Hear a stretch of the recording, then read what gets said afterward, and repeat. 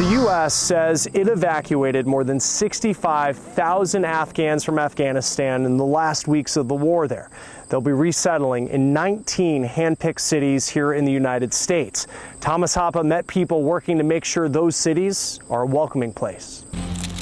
All across the country, cities are preparing to take in Afghan refugees from the evacuation. Cleveland and Northeast Ohio have been a site for people who've resettled from all over the world for almost a half century. You could see where they've settled in the city, where they've established themselves, where the grocery stores and the restaurants are. The U.S. military reported it's prepared to house and process a total of 50,000 Afghan evacuees.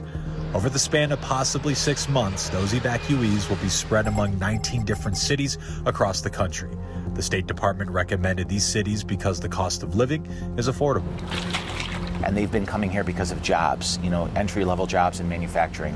Our cost of living is one where you can actually afford to buy a home, to have a life here. And according to Joe Simperman with Global Cleveland, those cities like Cleveland are more than capable of handling refugees thanks to experience. It's in our DNA. As a result of that, Cleveland's got a pretty strong refugee community.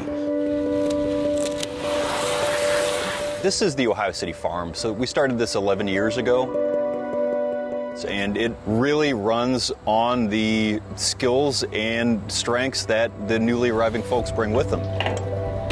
Patrick Kearns with the Refugee Services Collaborative says these cities have programs like this farm, giving refugees sustainability through jobs. So our team is all resettled folks. We're able to provide them full-time work. There is a significant demand for labor. It's not a question of will there be room for these new folks. It's a question of how quickly can we get their paperwork processed, how quickly can we get them work authorization and then connected to a job. My name is Ku Thomas K. I came from Burma. The situation is a little different, but I still have this kind of threat. So I think people in Afghanistan today, their life is really in danger. In these cities, former refugees like Thomas are working with organizations like Refugee Response to give insight on what help they need. Living in a city is really risky for the family who just move in. Housing is expensive, difficult to find a job. So when refugee people come in or immigrant come in, work, pay tax, so they rebuild the city together with the local people who grow in here. Afghan refugees stay in U.S. military bases while they wait to come to the U.S., but these cities will be ready to help them start new lives.